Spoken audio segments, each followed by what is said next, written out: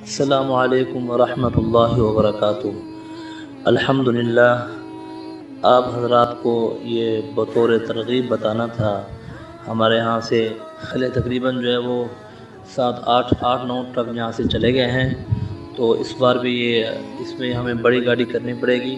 بلوچستان کے لیے 500-600 افراد کے لیے راشن تیار ہے، اور یہ جا رہا ہے۔ اس کے اندر جو ہے روزمرہ کی اشیاء اور خیمے کے ساتھ جو ہے ان کے لیے ٹینٹ، اور ٹینٹ کے ساتھ جو ہے اور کپڑے بھی اس کے اندر ہیں، نقدی بھی ہے۔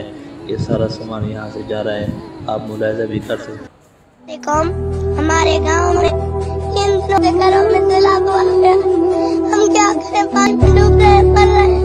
دیکھو کھانے کے لیے کچھ نہیں ہے، گورنمنٹ ہمارے لیے کچھ نہیں آ رہی ہے، روڈوں سے دیکھ کر چلی گئی ہے۔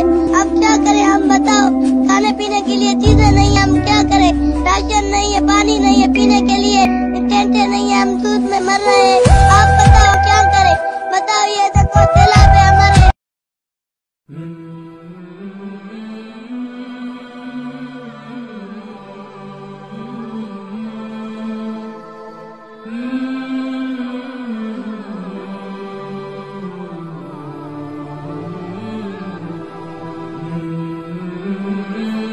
تو یہ مدرسہ من الخطاب کے جو رفقا ہیں، محبین ہیں، اور اسی طریقے سے اساتذہ کی انتھک محنت ہے، اللہ تعالی ہر ایک کو اس کی محنت کے بقدر جزان جزیرہ نصیب فرمائے۔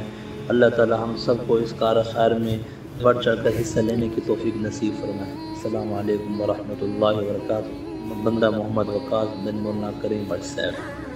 اللہ